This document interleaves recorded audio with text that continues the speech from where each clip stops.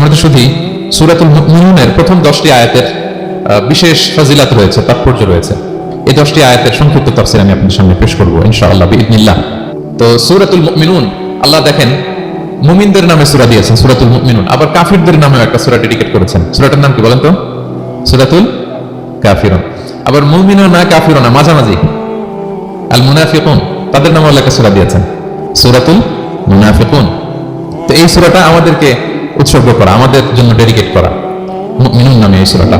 এই সূরাটা নাজিলের একটা প্রেক্ষাপট আছে, যেটাকে আরবিতে শানে নুজুল বলে। ওটা বলে আমি মূল ব্যাখ্যা বা আলোচনার দিকে চলে যাচ্ছি। সম্মানিত সুধী, রাসূলুল্লাহ সাল্লাল্লাহু আলাইহি ওয়াসাল্লামের কাছে আল্লাহ তাআলা যে কোরআন নাজিল করেছেন, এই কোরআন যেটা লেটেস্ট ভার্সন অফ রেভিলেশনের সর্বশেষ ভার্সন, এটা আল্লাহ তাআলা বিষ্ণু সাল্লাল্লাহু আলাইহি ওয়াসাল্লামের কাছে নানাভাবে নাজিল করতেন। কোরআন নাজিল হওয়ার অনেকগুলো পদ্ধতি ছিল, সবসময় একইভাবে কোরআন আসতো না। কখনো কখনো কোরআন আসতো মিসলা সলসালাতিল জাওয়াজ, আমরা ঘন্টা যখন বাজাই যে বিকট শব্দ হয়, এরকম বিকট আওয়াজে মাঝে মাঝে কোরআন নাজিল হতো। আপনাদের মনে থাকবার কথা, বাংলাদেশে আমরা যখন প্রাইমারি স্কুলে পড়তাম বা হাই স্কুলে পড়তাম, ঘন্টা শেষ হলে, একটা ক্লাস শেষ হলে দফতরি কি করতো বলেন তো?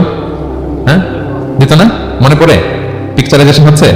আচ্ছা, প্রচন্ড আওয়াজে ওই বেলের মধ্যে বাড়ি দিত। তখন আমরা বুঝতাম কি একটা ঘন্টা হয়েছে। এক ক্লাস শেষে একটা দিত, দুই ক্লাস শেষে দুইটা, ক্লাস যখন সব শেষ তখন অনেকগুলো দিত, বুঝতাম যে ছুটি আমাদের। এরকম রিঙ্গিং বেল, বেল যদি বাজানো হয়, ঘন্টা বাজানো হয়, এটার যেরকম বিকট শব্দ, এরকম বিকট আওয়াজে মাঝে মাঝে কোরআন নাজিল হতো। রাসূল সাল্লাল্লাহু আলাইহি ওয়াসাল্লাম বলেন, এই প্রসেসে কোরআন রিসিভ করা আমার জন্য বড্ড কষ্টকর ছিল। আমাদের আয়েশা রাদিয়াল্লাহু তাআলা আনহা বলেন, প্রচন্ড শীতের রাতে আমরা কাঁপতাম শীতে, আর বিষ্ণু সাল্লাল্লাহু আলাইহি ওয়াসাল্লাম থামতেন। ওয়া ইন্না জাবিনাহু লা ইয়াতাফাসসাদু আরাকান, আমরা শীতে কাঁপতাম, কম্বল জড়িয়ে রাখতাম, আর বিষ্ণুনবীর কপাল বেয়ে ঘাম ঝরতো। সুবহানাল্লাহ বিহামদিহি। এভাবে তিনি কষ্ট করে কোরআন রিসিভ করেছেন। এটা একটা পদ্ধতি। আরেকটা পদ্ধতি হচ্ছে মিসলা দাবিয়া সাউতিন নাহাল, মৌমাছির ভন ভন শব্দের মতো কোরআন নাজিল হতো। যখন নাজিল হতো রাসূল সাল্লাল্লাহু আলাইহি ওয়াসাল্লামের মুখের সামনে, চেহারার সামনে মৌমাছি ভন ভন ভন ভন করলে যেরকম সাউন্ড, এরকম একটা সাউন্ড হতো। সাহাবারা কাছাকাছি যারা থাকতেন ওনারা উইটনেস করেছেন অনেকবার। আজকের এই আলোচনাটা এটার সাথে প্রাসঙ্গিক, আমি বলবো আপনাদেরকে। দুইটা পদ্ধতি গেল। আরেকটা পদ্ধতি হচ্ছে মিন ওয়ারাই হিজাব, পর্দার অন্তরাল থেকে সরাসরি আল্লাহ কথা বলতেন, রাসূল সাল্লাল্লাহু আলাইহি ওয়াসাল্লাম শুনতো। এটা কেবল একবারই হয়েছে, মেরাজের রাতে। তারপর মাঝে মাঝে ইউলকা ফি কুলুবি রাসূলিল্লাহ, আল্লাহ রাসূল সাল্লাল্লাহু আলাইহি ওয়াসাল্লামের অন্তঃকরণে আল্লাহ তাআলা ঢেলে দিতেন ওহী। আচ্ছা, আবার কখনো কখনো জিবরাইল আলাইহিস সালাম ওনার মূল আকৃতিতে ওহী নিয়ে আসতেন। ওনার যে বিসূরাতিহিল আসলিয়া, জিবরাইল আলাইহিস সালামের যে মূল সূরা, এই সূরাতে আসতেন। এই সূরাতে রাসূল সাল্লাল্লাহু আলাইহি ওয়াসাল্লাম জিবরাইল আলাইহিস সালামকে জীবনে দুইবার দেখেছিলেন। একবার ওই যে হেরা গুহার ওখানে দেখেছিলেন, আর একবার সেই সিদরাতুল মুনতাহা মেরাজের রাতে দেখেছিলেন। 600 পাখা মেলে বিশাল আকৃতি নিয়ে পুরো দিগন্ত বিস্তৃত করে জিবরাইল আলাইহিস সালাম নেমে আসতেন। দুইবার এভাবে রাসূল সাল্লাল্লাহু আলাইহি ওয়াসাল্লাম দেখেছিলেন। এভাবে কোরআন নাযিল হতো। আবার কখনো কখনো রাসূল সাল্লাল্লাহু আলাইহি ওয়াসাল্লাম এই যে হিউম্যান শেপে, মানুষের আকৃতিতে আসতেন, দেখতে মানুষের মতো লাগতো। মানুষের আকৃতিতে জিবরাইল আলাইহিস সালাম এসে কোরআন পৌঁছে দিয়ে দিতেন। বিষ্ণু সাল্লাল্লাহু আলাইহি ওয়াসাল্লাম বলতেন, এই প্রসেসে ওহী রিসিভ করা আমার জন্য সবচেয়ে সহজ ছিল।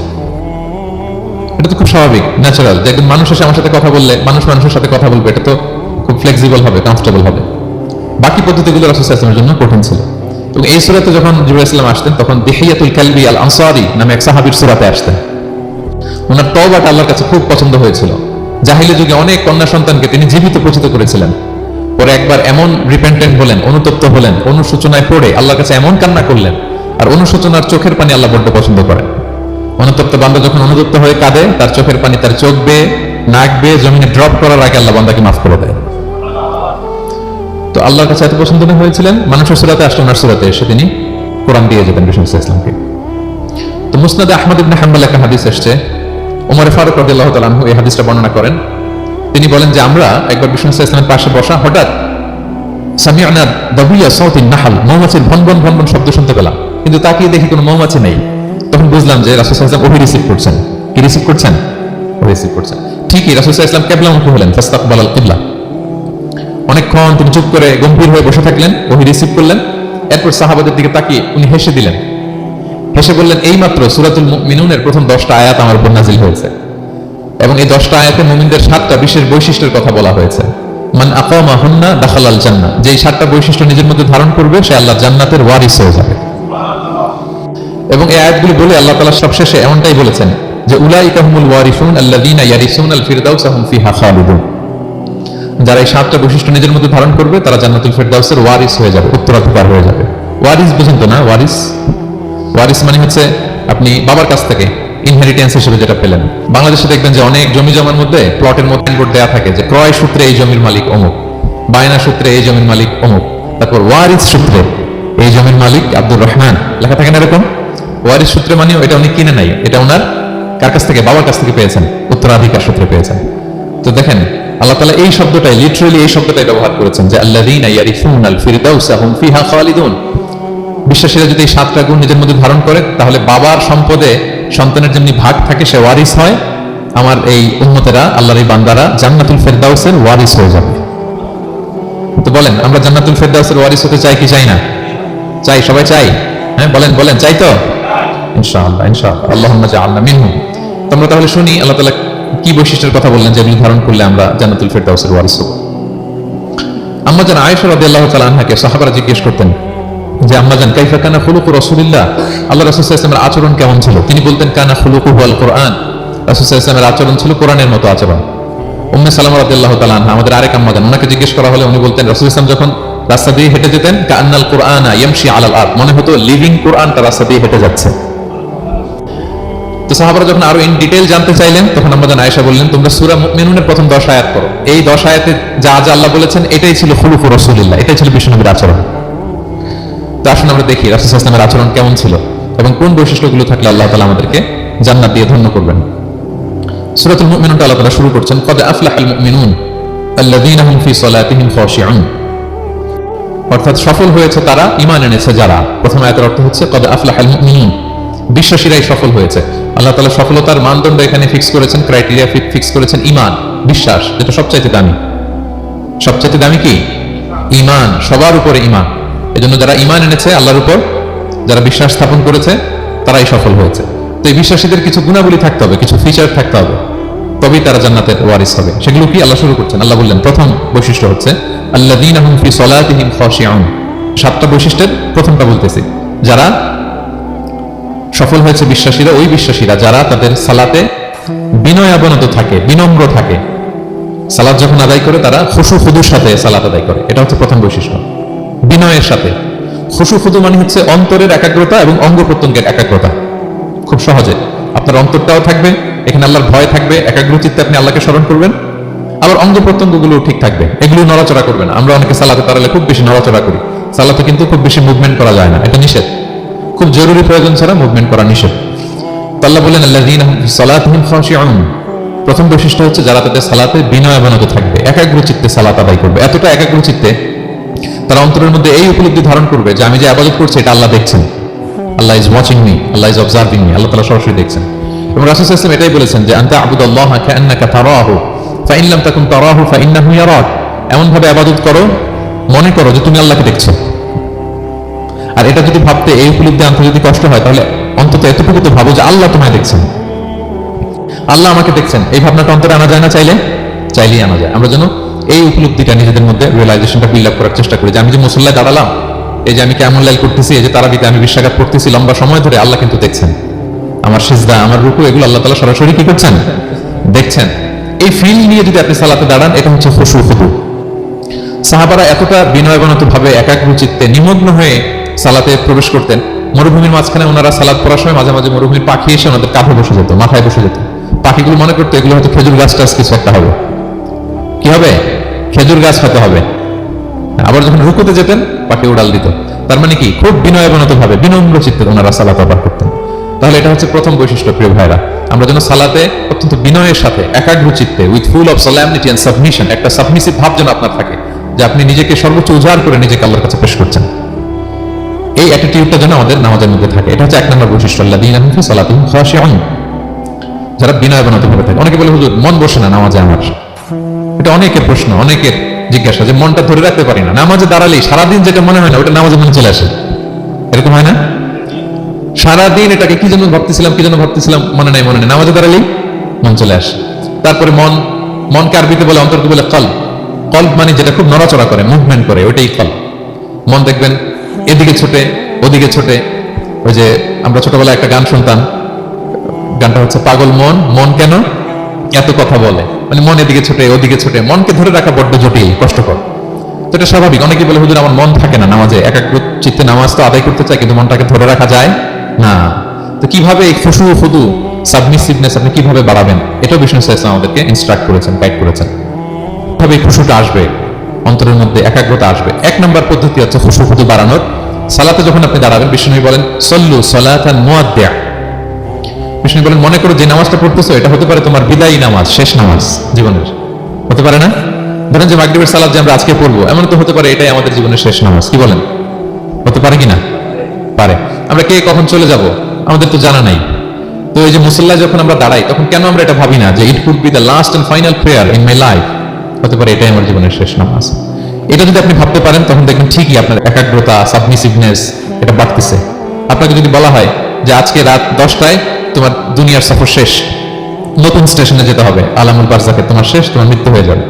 আজকে যে মাগরিব আর এই যে এশা আর যে তারাবির সালাত এটাই তোমার লাস্ট নামাজ, যাও এটাই তোমার লাস্ট চান্স। এটা যদি আজকে আমরা জানি, এই হলরুমে যারা আছি, যদি এটা জেনে যায় যে আজকের তারাবিটাই শেষ তারাবি, শেষ সুযোগ, বলেন তো আমাদের অবস্থা কি হবে? প্রতিদিন ধরেন যে মাগরিবের নামাজের পরে একটু নিউজ দেখেন, একটু ফেসবুকে ঢুকেন, আজকে তো ঢুকবেন, তাই না? ঢুকবেন কি করবেন আজকে? আল্লাহ, সব বাদ দিয়ে ওযু করে আতর মেখে জায়নামাজটা ভিজিয়ে দীর্ঘ কিয়ামুল লাইল করবেন, সিজদায় পড়ে চোখের পানি দিয়ে জায়নামাজ ভিজিয়ে দেবো আমরা, ঠিক কিনা? কারণ আমি নিশ্চিত হতে পেরেছি এটাই আমার শেষ নামাজ। তো এটা তো প্রত্যেক সালাতের ক্ষেত্রে আমাদের প্রযোজ্য। আসলে আমরা যদি নামাজ পড়ি, যে কোনো নামাজে তো আমার শেষ চান্স হতে পারে। কি বলেন, হতে পারে কি পারে না বলেন তো? পারে। এই টেকনিকটা রাসূল সাল্লাল্লাহু আলাইহি ওয়াসাল্লাম শিখিয়েছেন, বলেছেন সাল্লাল্লাহু সাল্লাতান মুআদ্দিয়া, মনে করো এটাই হতে পারে তোমার জীবনের শেষ নামাজ। আমাদের ইউনিভার্সিটিতে ইমাম বেসার, যিনি চিফ ইমাম, উনি নামাজের আগে একটা চমৎকার অ্যানাউন্সমেন্ট দেয়। উনি বলে যে লেটস পারফর্ম দিস সালাহ as if this is our last and final prayer. চলুন এমন ভাবে নামাজটা পড়ি, ভাবি যে হতে পারে এটাই আমার জীবনের শেষ নামাজ।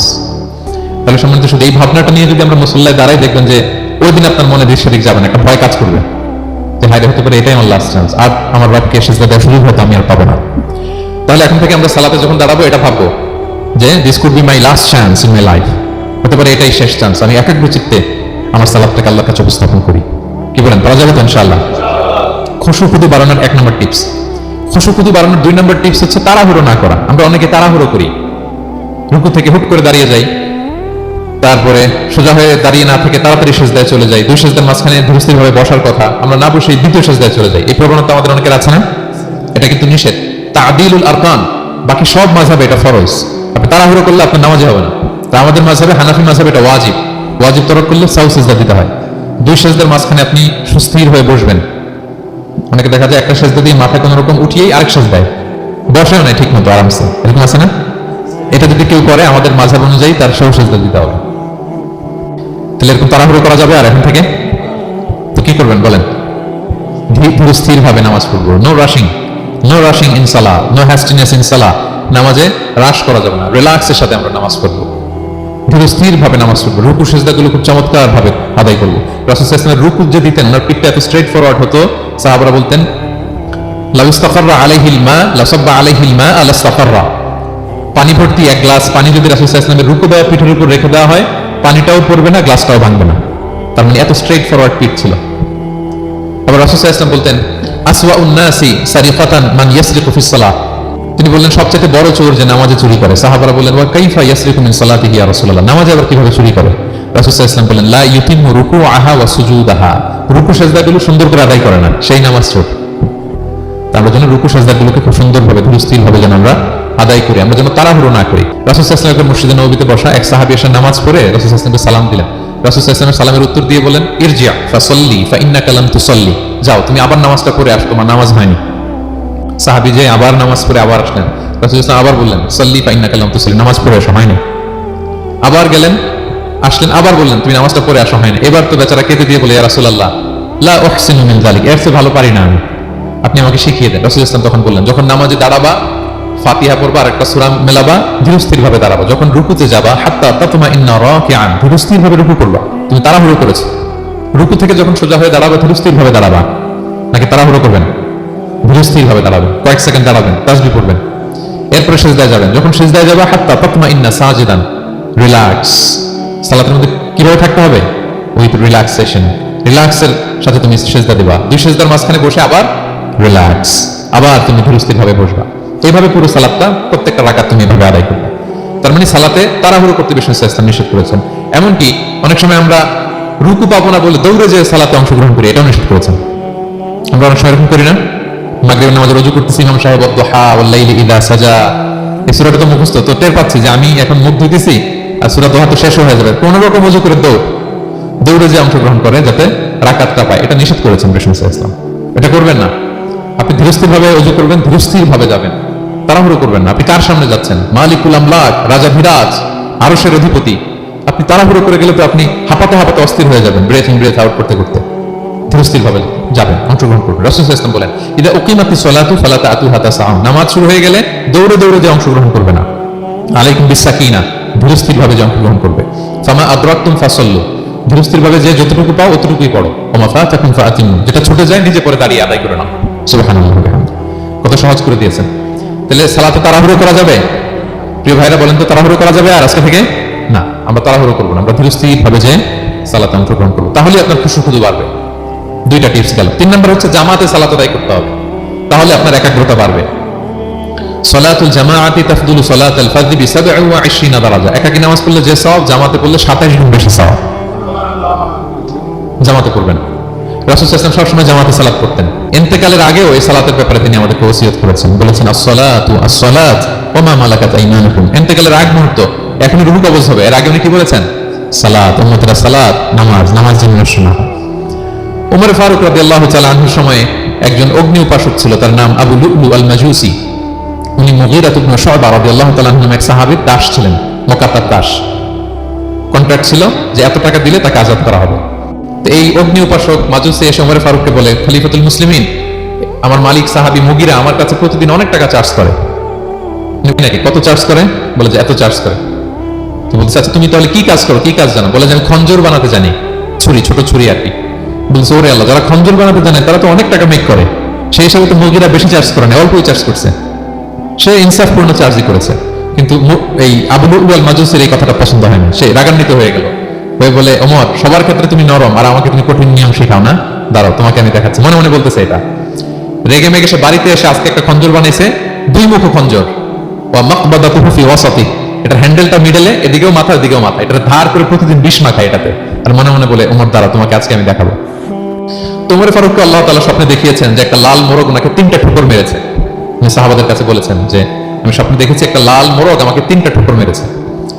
তো সে খঞ্জরকে ধার দিয়ে একদিন ফজরের নামাজে, ওয়াকানু ইউসাল্লুনা বিগালাস, ওনারা খুব অন্ধকার থাকে ফজরের নামাজ পড়তো, সে বুরনুস, এক ধরনের জুব্বা যেটার মাথা আছে, ওটা পরে হুডির মতো আর কি, হুডি চিনেন তো না, হুডির মতো একটা জুব্বা পরে সে অন্ধকারে, সেটা আসলে অমুসলিম, সাহাবাদের সাথে পিছনে দাঁড়াইছে নামাজের ভান করার জন্য, আর এই খঞ্জরটা নিয়ে গেছে সাথে।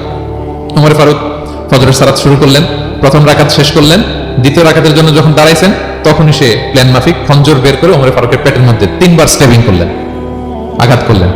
করার সাথে সাথে ওমর ফারুক উল্টে পড়ে গেলেন আর বললেন, খাতালানি আল কালব, কোন এক কুকুর আমাকে আঘাত করেছে। তো সাহাবার ওমর ফারুককে ধরলেন, আর এই অগ্নি উপাসক এই খঞ্জর নিয়ে কাতারের মাঝখান দিয়ে 2 দিকে খঞ্জর চালাতে চালাতে যাচ্ছিলেন। যে সাহাবাই ধরে সেই আঘাতপ্রাপ্ত হয়ে ওখানে 7 থেকে 10 জন স্পট ডেথ, জায়গায় মারা গেছে। পরে এক সাহাবী নিজের জামা খুলে তার গায়ে ছুঁড়ে মারছে, তখন সে ওটাতে পেঁচিয়ে পড়ে গেছে। যখন বুঝে গেছে যে আমাকে ধরে ফেলবে, সে সুইসাইড করে ফেলছে, নিজেকে নিজে মেরে ফেলছে। তো ওমর ফারুককে বেহুশনাকে নিয়ে যাওয়া হলো, পিছন থেকে একজন নামাজের ইমামতি করলেন। তো ওমর ফারুক রাদিয়াল্লাহু তাআলা আনহু হুঁশ ফিরে পেলেন। হুঁশ ফিরে পাওয়ার পরে দিনের বেলা যখন হুঁশ আসলো ওনার, সবাই চারদিকে বসা যে হায় হায় আমাদের আমিরুল মুমিনিনের কি জানি কি হয়। হুঁশ ফেরার পরে ওনার মুখের প্রথম কথাটা ছিল আসাল্লান নাস, মানে আমার নেতৃত্বে যে ফজরের সালাতটা শুরু হয়েছিল এটা কি ঠিকঠাক শেষ হয়েছিল?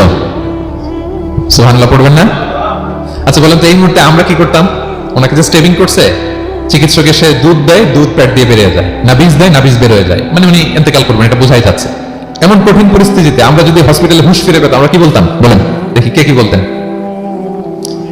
কে মারছে, আমারে বাঁচানো যায় কিনা, মাউন্ট এলিজাবেথে নিয়ে চলো, সিঙ্গাপুরে অথবা বামরুন গ্রেডে নিয়ে চলো, আমেরিকাতে নিয়ে চলো, অথবা আমার তো ওখানে ব্যাংক ব্যালেন্স আছে, আমি তো মরে যাবো, আমার ছেলেগুলো কি হবে, হ্যাঁ আমার মেয়েগুলার কে দেখবে, এগুলো ছিল আমাদের কনসার্ন। তো ওমর ফারুক জানতেছেন যে উনি পৃথিবী থেকে বিদায় নিচ্ছেন, একটু হুঁশ ফিরে পাইছেন।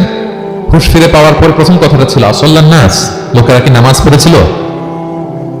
আল্লাহু আকবার। তাহলে এটা কত গুরুত্বপূর্ণ ইবাদত, কিভাবে এই সালাতকে সাহাবারা অফার করতেন। তো খুশু খুদুর সাথে যদি আমরা সালাত অফার করতে চাই, আমাদেরকে জামাতে পড়তে হবে। একাকি পড়লে দেখবেন মনে দিকে যায়, ওদিকে যায়, কয়েক রাকাত পড়ছি ভুলে যাই, এরকম হয় না? একাকি পড়তে গেলে এটা করা যাবে না, জামাতে পড়তে হবে। সালাতে কি কি বলতেছেন এগুলোর অর্থ বুঝে যদি সালাত অফার করেন, তাইলে আপনার সালাতে মনোযোগ থাকবে। সুবহান রাব্বিয়াল আলা, সুবহান রাব্বিয়াল আযীম এর অর্থ কি? সূরা ফাতিহা যে প্রতিদিন পড়ি, কি সুন্দর প্রার্থনা সূচক বাক্য। এর অর্থ কি? আল্লাহ সকল প্রশংসা তোমার, আল্লাহ তুমি দয়াময় মেহেরবান, আল্লাহ তুমি বিচার দিবসের মালিক, যেদিন তোমার আরশের ছায়া ছাড়া কোনো ছায়া থাকবে না। নবীদের যে পথে চালিয়েছে ওই পথে আমাদেরকে চালাও, যারা ভ্রান্ত হয়েছে, যারা তোমার ক্রোধের শিকার হয়েছে ওই পথে আমাদেরকে চালিও না। কি চমৎকার চমৎকার কথা মালা দিয়ে আমরা এই দোয়াগুলো পড়ি। আমরা অর্থ বুঝি না বলে আমাদের হৃদয়েও টাচ করে না, ঠিক কিনা? দেখবেন আরব শায়েকরা যখন কিয়ামুল লাইল করে, তারাবির সালাত পড়ায়, অনেক অনেক আয়াতে ওরা ডুকরে ডুকরে কেঁদে ওঠে আওয়াজ করে।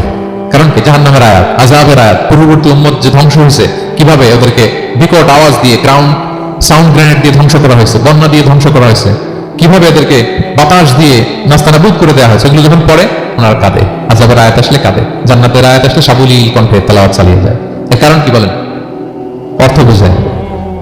আমরা যেন সালাতে অর্থ বুঝে সালাত তফর করার চেষ্টা করি। পাশাপাশি সালাতের সুন্নাহগুলো যেন আমরা পড়ি, সালাতের যে সুন্নাহ আছে, সুনানুস সালাহ, এগুলো যেন আমরা পড়ি, মনোযোগ আরো বাড়বে। সানাগুলো পড়বেন, ফাতিহা শেষে আওয়াজ করে আমিন বলবেন, অথবা ফিসফিসি কণ্ঠে আমিন বলবেন। বিষ্ণু সাল্লাল্লাহু আলাইহি ওয়াসাল্লাম বলেন, ইদা আম্মানাল ইমামু ফাআমিনু, ইমাম আমিন বলে তোমরাও আমিন বলো। কারণ এই মাত্র একটা দোয়া করা হয়েছে। সূরা ফাতিহাটা কি? একটা দোয়া। ইদা ওয়াফাকা তা'মিনুকুম তা'মিনাল মালাইকাতি গুফিরা লাহুম মা তাকাদ্দামা মিন যামবিহি ওয়া মা তাআখার। রাসূল সাল্লাল্লাহু আলাইহি ওয়াসাল্লাম বলেছেন, ইমাম যখন আমিন বলে তোমরাও তখন আমিন বলো, কারণ তোমরা যখন আমিন বলো ফেরেশতারাও আমিন বলে। আর তোমাদের আমিন আর ফেরেশতাদের আমিন যখন একসাথে হয়ে যায়, তোমাদের পূর্বের সব গুনাহ আল্লাহ মাফ করে দেয়। এটা আমিন বলা সুন্নাহ, বলবেন। নামাজ বাঁধার পরে সুন্নাত নামাজে, নফল নামাজে সানাগুলো পড়বেন। কত চমৎকার অর্থবোধক সানা আছে। আমরা তো শুধু সুবহানাকাল্লাহুম্মা বিহামদিকা ওয়া তাবারাকা ইসমুকা ওয়া তাআলা জাদ্দুকা শুধু এটাই পড়ি। রাসূল সাল্লাল্লাহু আলাইহি ওয়াসাল্লাম তাকবীরে তাহরিমে বাঁধার পরে অনেক চমৎকার চমৎকার দোয়া পড়তেন। ইন্না সালাতি ওয়া নুসুকি ওয়া মাহইয়ায়া ওয়া মামাতি লিল্লাহি রাব্বিল আলামিন। আমার সালাত, আমার ইবাদত, আমার জীবন মরণ সবটাই কার জন্য? এই দোয়াটা পড়তেন শুরুতেই। তারপর পড়তেন ওয়াজ্জাহতু ওয়াজহিয়া লিল্লাযী ফাতারাস সামাওয়াতি ওয়াল আরদা হানিফা ওয়া মা আনা মিনাল মুশরিকিন। আমার সবকিছুকে আমি এক সত্তার দিকে ফেরালাম, একনিষ্ঠ হয়ে, আর আমি মুশরিক নই, আমি আল্লাহর দিকে একনিষ্ঠ হলাম। এই দোয়াগুলো اللهم باعد بيني وبين خطاياي كما باعدت بين المشرق والمغرب اللهم نقني من خطاياي كما ينقى الثوب الابيض من الدنس اللهم اغسل خطاياي بالماء والثلج والبرد। এগুলো সানা, এগুলো যে সানা আমরা জানি না। সানা মানে হচ্ছে প্রশংসাসূচক কথা। আমরা শুধু সুবহানাকাল্লাহুম্মা ওয়া বিহামদিকা এতটুকু পড়ি। রাসূল ইসলাম বলতেন, আল্লাহ আমার আর আমার গুনার মাঝে এতটুকু দূরত্ব করে দাও, পূর্ব থেকে পশ্চিম যত দূর, আমার আর আমার গুনার বোঝার মাঝে এতটুকু দূরত্ব তুমি করে দাও। সাদা কাপড় যেমনি ধুয়ে ফকফকা করা হয়, আল্লাহ আমাকে তুমি গুণামুক্ত করে এরকম ফকফকা সাদা বানিয়ে দাও, শুভ্র বানিয়ে দাও। আল্লাহ আমাকে তুমি বরফ দিয়ে, ঠান্ডা পানি দিয়ে, তুষারপাত দিয়ে ধুয়ে আমার গুণাগুলো তুমি পরিষ্কার করে আমাকে তুমি নিষ্পাপ করে দাও। এগুলো বলে এরপরে আলহামদুলিল্লাহ রাব্বিল আলামিন সূরা ফাতিহা শুরু করতেন। সালাম ফেরানোর আগে বিষ্ণু সাল্লাল্লাহু আলাইহি ওয়াসাল্লাম দোয়া মাসুর পড়তেন। কত চমৎকার মাসুর দোয়া আছে। আর বিষ্ণু বলতেন, লা ইউসাল্লিমান্না আহাদুকুম হাত্তা ইয়াতাআওয়াদা আন আরবা মিন আযাবিল কবর মিন আযাবি জাহান্নাম মিন ফিতনাতিল মাহইয়া ওয়াল মামাত ওয়া মিন ফিতনাতিল মাসিহিদ দাজ্জাল। আমার কোন উম্মত যেন সালাম ফেরানোর আগে এই চারটা জিনিস থেকে পানাহ চাওয়া ছাড়া যেন সালাম না ফেরায়। একটা কি? আল্লাহ তুমি জাহান্নামের আযাব থেকে বাঁচাও, আল্লাহ তুমি কবরের আযাব থেকে বাঁচাও, আল্লাহ জীবন মরণের ফিতনা থেকে বাঁচাও, আল্লাহ তুমি দাজ্জালের ফিতনা থেকে বাঁচাও। পড়েন আমিন। তো এত এঙ্গেজমেন্ট যদি আপনার নামাজে থাকে, আপনার মন এদিক সেদিক যাবে? হ্যাঁ, আপনি অর্থ খেয়াল করতেছেন, আযাবের আয়াত আসলে আপনি অশ্রুসিক্ত হচ্ছেন, আপনি দোয়া মাসুর পড়ছেন, আপনি সানা পড়ছেন, আপনি দীর্ঘ সময় কিয়ামুল লাইল করতেছেন, আপনার মনে এদিক সেদিক ছুটবে? বলেন তো ছুটবে না। এই টিপস গুলো বিষ্ণু সাল্লাল্লাহু আলাইহি ওয়াসাল্লাম শিখিয়েছেন। এগুলো যদি আমরা পালন করি তাহলে আল্লাযীনা হুম ফি সালাতিহিম খাশিউন, বিনম্র চিত্তে সালাত আদায়কারী হিসেবে আমরা আল্লাহর কাছে পরিগণিত হব। তাহলে প্রথম নাম্বার শর্তটা বুঝতে পারছেন কিভাবে সালাত আদায় করতে হবে? হ্যাঁ বলেন তো একজন, কি করতে হবে? কিভাবে সালাত? খুশুর সাথে, বিনয় বিনত চিত্তে, সাবমিসিভ ভাবে, নাকি তাড়াহুড়ো করবেন? কিভাবে পড়বেন নামাজ? ধীরে সুস্থে, উইথ রিল্যাক্স। দুই নম্বর আল্লাহ বলেন ওয়াল্লাযীনা হুম আনিল লাগবি মুআরিদুন। এক নম্বরে তো তারা নামাজে যখন দাঁড়ায় ধীরে স্থির ভাবে খুশুর সাথে পড়ে। দুই নম্বর হচ্ছে তারা অনর্থক কাজ থেকে বিরত থাকে। অনর্থক কথা, কাজ এগুলো মুমিনরা বলে না, এগুলোতে জড়ায় না। মিনিংলেস কোন কাজের সাথে বিশ্বাসীদের কোনো সম্পর্ক, অর্থবোধক কাজ, ভালো কাজ, কল্যাণমূলক কাজ, সামাজিক কাজ, মানবতার কল্যাণে যে কাজগুলো আছে এগুলোর সাথে তারা জড়ায়। বিষ্ণু সাল্লাল্লাহু আলাইহি ওয়াসাল্লাম বলেছেন, মিন হুসনি ইসলামিল মারই তারকুহু মা লা ইয়ানি। ব্যক্তির ইসলামের সৌন্দর্য হচ্ছে যে ব্যক্তি এমন কোনো কাজ করবে না যেটার কোনো মিনিং নাই, মিনিংলেস কাজ থেকে সে বেঁচে থাকবে। মুহাদ্দিসিনে ইকরাম এই হাদিসটাকে বলে রুবউদ্দিন, মানে দিন ইসলামকে যদি চার ভাগ করেন, এই চার ভাগের এক ভাগের কথা এই হাদিসের মধ্যে চলে আসছে। সেটা কি? যে বিশ্বাসীরা কোনো অনর্থক কাজে জড়ায় না নিজেদেরকে। অনর্থক কাজ, কথাবার্তা, অপ্রয়োজনীয় আড্ডা, অপ্রয়োজনীয় খুশ গল্প, অন্যকে নিয়ে সমালোচনা, অন্যের গীবত, শেকায়াত, ওর এই সমস্যা, ওর এই সমস্যা, চায়ের আড্ডাতে আমরা এরকম সমালোচনার ঝড় তুলি, ঠিক কিনা বলেন? ঠিক কিনা? এটা করা যাবে না। আপনি জান্নাতেরও ওয়ারিস হবেন, আবার চা মুখে নিয়ে আপনি শিকায়াত করবেন, গীবত করবেন, দুইটা একসাথে যাবে না। তাহলে বিশ্বাসীরা কোনো অনর্থক কাজে জড়ায় না, মিনিংলেস কাজে জড়ায় না, তারা ভালো কাজে, কল্যাণের কাজে জড়ায়। মিনিংলেস কোনো কথাও বলে না, কারণ তারা জানে মা ইয়ালফিদু মিন কাউলিন ইল্লা লাদাইহি রাকিবুন আতীদ।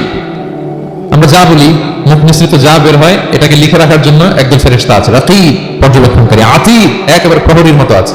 বললেই টুকে নেয়, বললেই টুকে নেয় সব। সূরা ইয়াসিন আল্লাহ বলেন ওয়া কুল্লা শাইইন আহসাইনাহু ফি ইমামিন মুবিন। আমি ইমামুল মুবিন নামক এক দালিলি রেজিস্ট্রি খাতায় সবকিছু তুলে রাখছি, সব পাই টু পাই আপনি পাবেন। আপনি অবাক হবেন, মা লিহাযাল কিতাবি লা ইউগাদিরু সাগীরাতান ওয়ালা কাবীরাতান ইল্লা আহসাহা। এটা কেমন আমলনামা, ছোট্ট ভালো কাজ করেছে ওইটাও আছে, ছোট্ট খারাপ করেছে ওইটাও আছে। অবাক হবেন আপনি, সব আল্লাহ তাআলা সেখানে তুলে রাখবেন। তো বিশ্বাসীরা কোনো অনর্থক কথা কাজের সাথে জড়ায় না, এজন্য কারণ তারা জানে এগুলো সব রেকর্ডেড, সব রেকর্ডেড। আপনার কোনো কাজ যদি রেকর্ড করা হয় এবং বলা হয় যে এটা গণমানুষের কাছে উপস্থাপন করা হবে, আপনি কি করবেন তখন বলেন তো? খুব সতর্ক হয়ে চলবেন, সতর্ক হয়ে বলবেন।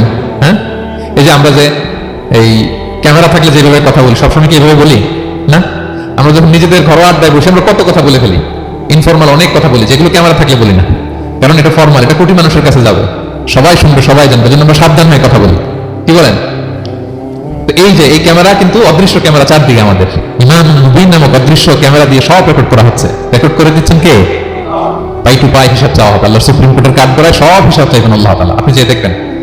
তো বিশ্বাসীরা এই সেন্সটা মাথায় রাখে, সব যেহেতু রেকর্ডেড, যা মনে চায় মুখ দিয়ে বলা যাবে, যা মনে চায় করা যাবে না। এজন্য অহেতুক কথাবার্তা, অহেতুক সমালোচনা, অহেতুক গসিপিং, অহেতুক কমেন্টস এগুলো করবো না। এখন সোশ্যাল মিডিয়ার যুগে দেখবেন যে কমেন্টস এর বন্যা বয়ে যায়, যার যেটা মনে চায়, কারণ ধরার কেউ নাই, দেখার কেউ নাই, বলার কেউ নাই, যা মনে চায় লিখতে থাকে। হ্যাঁ, বিশাল একজন বড় মাপের লোক ওখানে যে লিখতেছে যা মনে চায়, গালি গালাজ, ওনাকে অ্যাডভাইস দেওয়া, নাসিহাত দেওয়া ইচ্ছে মতো। বিশ্বাসীরা এটা করে না, তারা অনর্থক কোনো কাজে জড়ায় না, এবং কেউ জড়াতে চাইলেও তাকে স্পেস দেয় না। একদল আছে দেখবেন যে আপনি আজে বাজে কাজে জড়ান না, এটা আবার অনেকের ভালো লাগে না। তো তারা এসে আপনাকে জড়াতে যাবে, তর্ক করবে, আপনার সাথে ডিবেট করবে, পায়ে পাড়া দিয়ে ঝগড়া করবে, এরকম আছে না নাই? আপনার কমেন্ট বক্সে এসে দেখবেন যে গালি দিবে, হ্যাঁ, ট্যাগিং করবে, পোক করবে, মানে আপনাকে অস্থির বানাতে চাইবে। আপনি কি করবেন? আপনি আর একটা গালি দিয়ে দিবেন কমেন্টসে, আপনারও তো স্বাধীনতা আছে নাকি? আপনি দিবেন গালি, কি করবেন? সালাম দিবেন। কি দিবেন? ওয়াইদা খাতাবাহুমুল জাহিলুনা ক্বালু সালামা। সূরা ফুরকান আল্লাহ বলেছেন যে মূর্খরা যখন অনর্থক তর্ক করতে আসতে চায়, বিশ্বাসীরা তাদের সাথে ওই ফাঁদে তারা পা দেয় না, তারা কি করে? সালাম দিয়ে কেটে পড়ে। তাহলে পায়ে পাড়া দিয়ে যদি কেউ এখান থেকে ঝগড়া করতে চায় আমাদের সাথে, আমরা কি করব? সালাম দিয়ে ওখান থেকে কেটে পড়ব। তাহলে বিশ্বাসীদের 2 নম্বর বৈশিষ্ট্য ওয়াল্লাযীনা হুম আনিল লাগবি মুরিদুন, বিশ্বাসীরা অনর্থক কাজে জড়ায় না। 3 নম্বর হচ্ছে ওয়াল্লাযীনা হুম লিযাকাতি ফাইলুন, বিশ্বাসীরা তাদেরকে যদি আল্লাহ তাআলা ধন সম্পদ দিয়ে সমৃদ্ধশালী করে, তারা যাকাত দেয়। কি দেয়? আপনারা যাকাত দেন তো নাকি? দেখে তো মনে হচ্ছে সবাই ব্যবসায়ী, হ্যাঁ, চেহারা দেখে মনে হচ্ছে মাশাআল্লাহ অনেক সম্পদের মালিক। যাকাত দিতে হবে। আমরা যে যাকাত দেই, এটাকে আমরা করুণা করি বলেন তো? না, যাকাত হচ্ছে গরিবের হক। ওয়াফি আমওয়ালিহিম হাক্কুন লিসাইলি ওয়াল মাহরুম, আল্লাহ বলে ধনীদের সম্পদে গরিবদের অধিকার আছে। তারপর যখন কারো অধিকার দিলেন, আপনি কি তার প্রতি করুণা করলেন? হ্যাঁ, অধিকার কি করুণা বলেন তো? না, আপনার সম্পদে গরিবের অধিকার, আপনি করুণা করেন নাই, বরং আপনার থেকে যাকাত নিয়ে ওই গরিব আপনাকে করুণা করে গেছে।